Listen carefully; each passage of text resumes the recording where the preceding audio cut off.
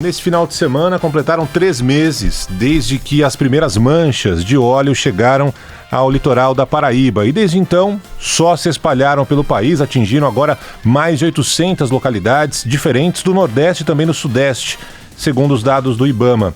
Inicialmente, a gente acompanhou aqui a demora inexplicável das autoridades em entrar de fato no combate ao óleo para minimizar os impactos, principalmente ao meio ambiente.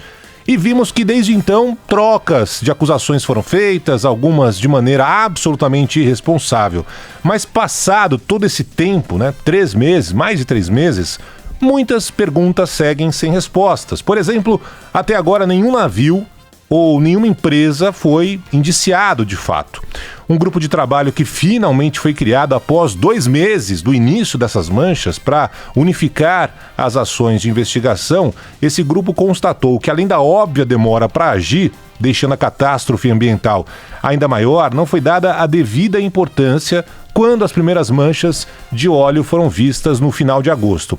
Mas esse mesmo grupo aponta que a chance agora de encontrar a origem desse óleo é cada vez menor. Até agora, oficialmente, a Marinha e a Polícia Federal acusaram um navio de bandeira grega, o Bubulina, da empresa Delta Tankers, mas não houve nenhum indiciamento. A empresa proprietária da embarcação garante que não tem nenhuma responsabilidade no desastre e mais, que tem como provar isso. Depois, um pesquisador da Universidade Federal de Alagoas, Humberto Barbosa, disse que as manchas já tinham aparecido antes do Bubulina passar naquela região e que o navio-tanque Voyager 1 das Ilhas Marshall seria o responsável. Seja como for, a única certeza que temos é que já houve a destruição da fauna, da flora marinha, de toda aquela região afetada, um prejuízo gigantesco para pescadores que até hoje não conseguem trabalhar do jeito que deveriam, e principalmente para o turismo daquela região, tanto do Nordeste agora também como da região Sudeste. Há uma torcida, já que não se tem certeza de nada, de que depois desses 3 meses, o pior, de fato, já tenha passado, pois não se sabe ao certo a quantidade de óleo que foi derramada no mar. Na semana passada, tanto o presidente da República quanto o ministro do Meio Ambiente voltaram a fazer acusações levianas sobre a participação de ONGs, mas aí no caso das queimadas na Amazônia, como já tinham feito da mesma forma nessa tragédia ambiental do litoral brasileiro. No final de semana, o Bolsonaro disse que o Leonardo DiCaprio chegou a doar dinheiro para a ONG, que tacou fogo na mata, algo que o ator americano desmentiu.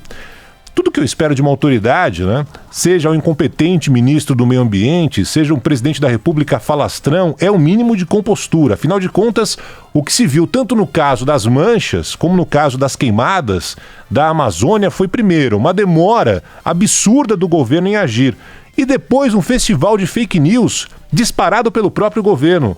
Bolsonaro, Salles, têm todo o direito de não gostar de ONGs, mas os dois têm o dever de falar a verdade e finalmente descobrir quais são os responsáveis por essas tragédias ambientais e não ficar jogando para a torcida como estão jogando. Não dá para tratar de assuntos de interesse nacional como se estivessem numa partida de truco, blefando, dobrando a aposta. Porque uma hora eles vão ter que mostrar, afinal de contas, o que tem na mão, quais são as cartas. Vão precisar justificar o que dizem e provar as acusações. O que temos até agora aqui é uma estratégia muito clara de tentar desviar o olhar da opinião pública do que realmente é relevante. Enquanto o governo fica jogando a responsabilidade dos graves problemas ambientais pelos quais o país ainda passa, problemas que sempre estiveram presentes, mas que agora estão sendo agravados e atingindo níveis urgentes nas costas de ONGs internacionais, navios estrangeiros ou estrelas do cinema, está desviando a atenção para o problema da sua própria incompetência, da sua falta de interesse em assuntos de relevância nacional ligados ao meio ambiente. Porque quando o Bolsonaro ou seu ministro jogam no ar essas bobagens, elas não vão apenas virar correntes de fake news que invadem o WhatsApp em todo o país. Só que essas bobagens passam a ser discutidas por todos os que concordam com elas ou por aqueles que discordam. E aí o roteiro é conhecido. O espaço dos jornais, os portais da internet, os minutos aqui do rádio são ocupados com discussões sobre bobagens que são ditas, bobagens que não renderiam nenhum roteiro de cinema. E o tempo passa, e a incompetência permanece, e a impunidade segue como sempre. Portanto, a questão vai além de se achar o culpado. Claro que isso é importante, mas o problema começa muito antes, com o descaso em relação ao meio ambiente, com a extinção de órgãos, de postos de trabalho de fiscalização. Para o governo, o problema é a ONG, que teoricamente colocou o fogo na mata. Mas se acabarem com as ONGs, outras organizações ou pessoas virão se não houver fiscalização e políticas severas de preservação e punição.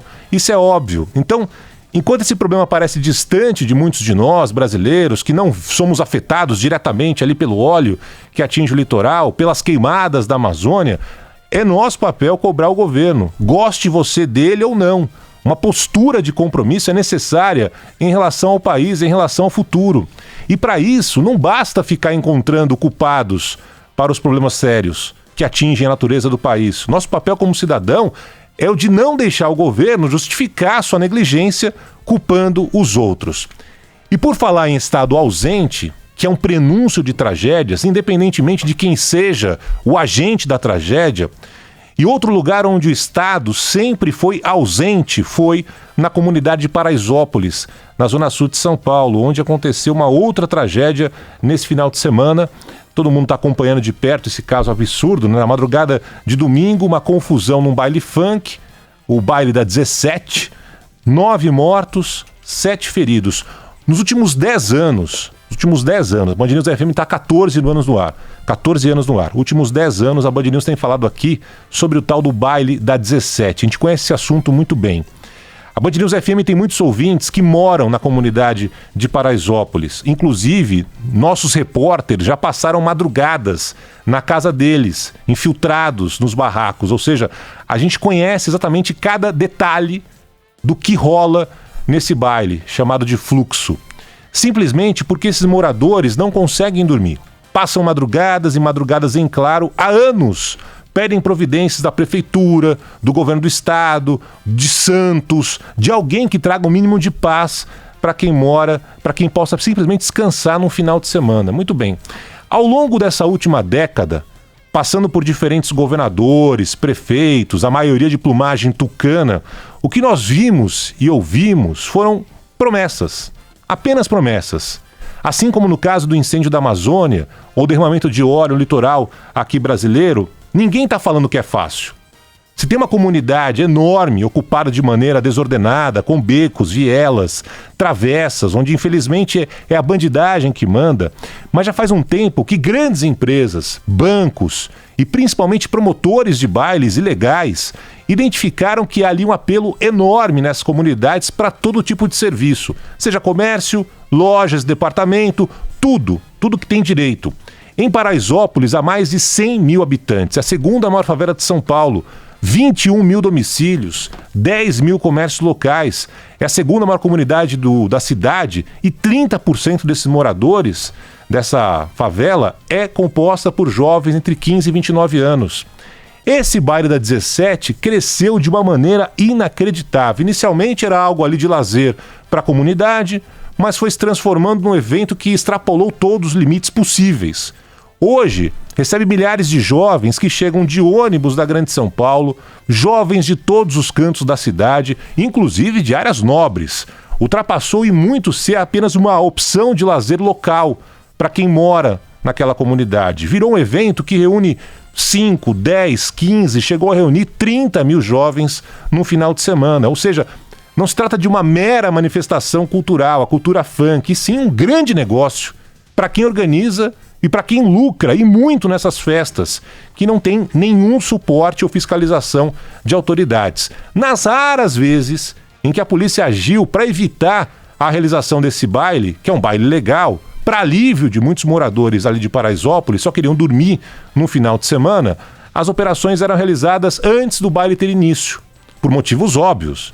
O risco de colocar em perigo as vidas de inocentes. Depois que o baile começa, você vai fazer o quê? Foram situações raras. Ou, por exemplo, quando um policial infelizmente era morto na região, ou às vésperas de período eleitoral. Aí algum político queria ali fazer uma média com o seu eleitorado. Eu lembro que nesse ano, uma soldado da PM foi cruelmente morta, assassinada dentro de Paraisópolis. E aí foram realizadas várias operações. Só que, como sempre, o tempo passa, baixa a bola, tudo volta à normalidade. No caso aqui, a normalidade é a política do salve-se quem puder, a total ausência do poder público.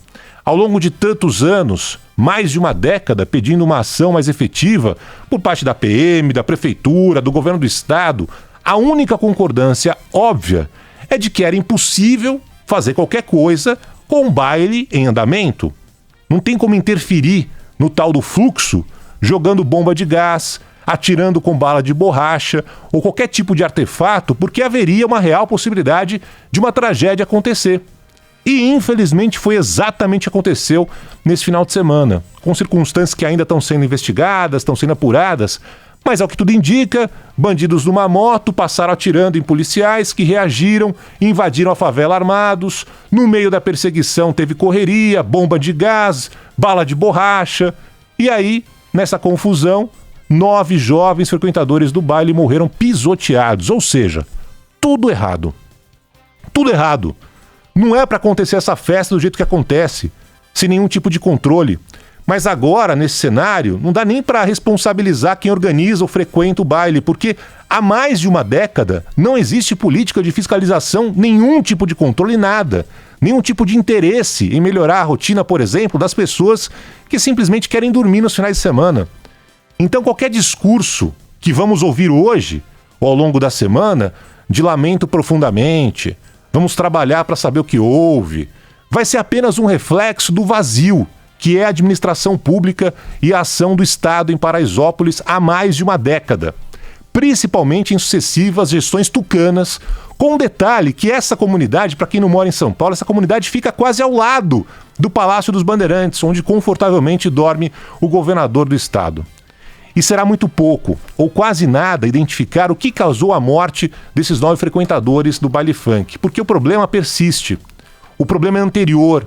É a negligência, a falta de interesse, a política do salve-se quem puder. Assim que a poeira baixar, vai por mim, tudo vai voltar a ser como é, esperando a próxima tragédia acontecer. Seja uma nova mancha de óleo, seja um novo incêndio na Amazônia, sejam mortes de pessoas em comunidades pobres com seus vizinhos que não conseguem dormir. Aliás, Brasil, durma se conseguir com um barulho desse.